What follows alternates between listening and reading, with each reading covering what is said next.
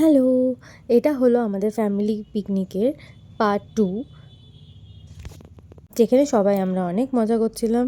এখন শুরু হয়ে গিয়েছিল দুপুরবেলার খাওয়ার অ্যারেঞ্জমেন্ট করা। এখানে আন্না মাসি, আমার মা, এখানে সবাই মিলে সবাই হেল্প করছিল। মাসিকে হেল্প করে দিচ্ছিল। এখানে বৌদিরা সব কিছু ছুলে দিচ্ছিল। এখানে কষা মাংস হয়ে গেছে। তারপর আমি একটু আন্না মাসির সামনে বাটি নিয়ে চলে গিয়েছিলাম যে আমাকে 2 পিস কষা মাংস দাও। তখন আরও অনেকে চলে এসেছিলো। তখন ওই সকালে যে লুচি ছিল সেটা দিয়ে আমরা মাংস দিয়ে খাচ্ছিলাম। তারপরে কাকি আর মাছ ভাজছিল। তারপরে একটু নাচানাচি হচ্ছিল, সবাই মিলে খুব মজা হচ্ছিল।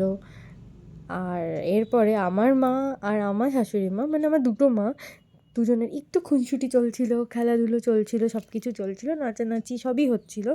তারপরে চলে আসলে হচ্ছে এই নাচানাচির মধ্যে দিয়ে চলে আসলো আমাদের খাওয়ার পর্ব, কারণ যথারীতি অনেক লেট হয়ে গেছিলো খেতে বসতে বসতে।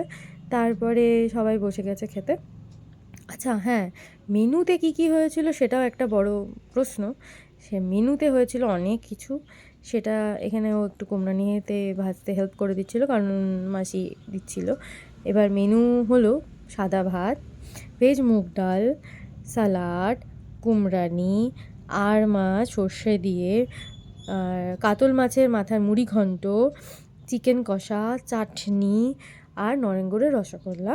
আমরাও খেতে বসে পড়েছিলাম। তারপরে অনেকটাই লেট হয়ে গেছিলো, ততক্ষণে বিকেল হয়ে গেছে। এখনের জন্য বাই।